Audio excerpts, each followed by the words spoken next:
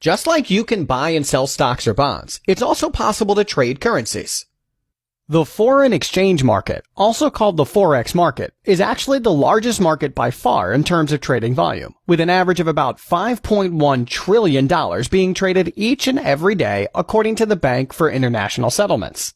All you have to do to get started is set up an account with a reputable broker and start trading currency pairs such as the euro-dollar. Here are the main pros of Forex trading. 1. 8 currency pairs account for most of the trading volume. It's definitely easier to keep track of 8 pairs than thousands upon thousands of stocks. 2.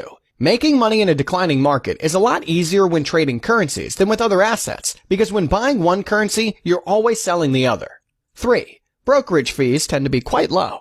On the other hand, here are the main cons. 1. Unlike stocks that can send dividends your way, currencies don't generate any returns. 2. Forex trading is a zero-sum game, which means that for those who bought a currency in exchange for another to make money, the sellers have to lose.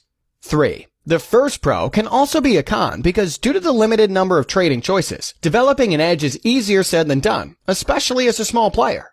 All in all, while diversifying rather than keeping all of your money in just one currency is highly recommended, actually becoming a Forex trader is usually not the best idea for the average individual.